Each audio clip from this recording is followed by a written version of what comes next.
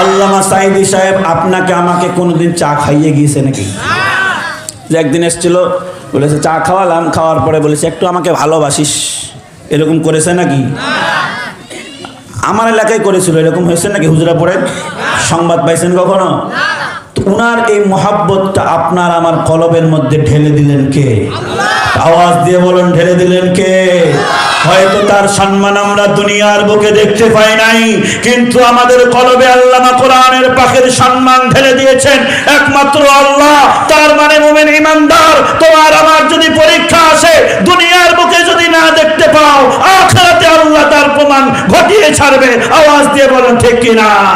আবার আপনার আমার কোরআনের পাখির যারা বিরোধিতা করেছিল, কিছু মানুষ আবার বলেছিল বাংলার জমিনে তার লাশ দাফন করতে দিবে না, আল্লাহ তাদেরকেই দেশ ছাড়া করে বিদায় করেছে। কথা বলেন ঠিক কিনা?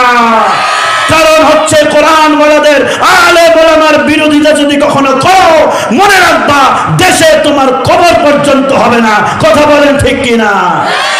ও মুসলমান, কখনো যদি আলেমদের পক্ষ থেকে আল্লাহর দ্বীন কায়েম করার জন্য, কোরআনের আইন বাস্তবায়ন করার জন্য, ইন্নাল উলামা ওয়ারাসাতুল আম্বিয়া, আলেম ওলামা যদি দ্বীন কায়েমের জন্য রাজপথে ডাক দেয়, আল্লাহর জন্য জীবন দিতে কারা কারা রাজি আছো? দুই হাত তুলে আল্লাহকে দেখাও।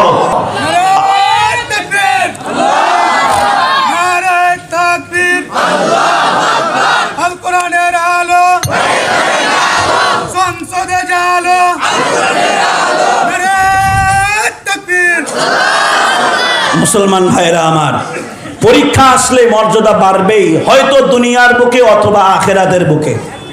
দুনিয়ায় আপনি আমি হয়তো নাও দেখতে পারি, কারণ আমরা আমাদের কোরআনের পাখির সম্মান আমাদের বুকের মধ্যে আছে না নাই? তো আওয়াজ দিয়ে বলেন আছে না নাই?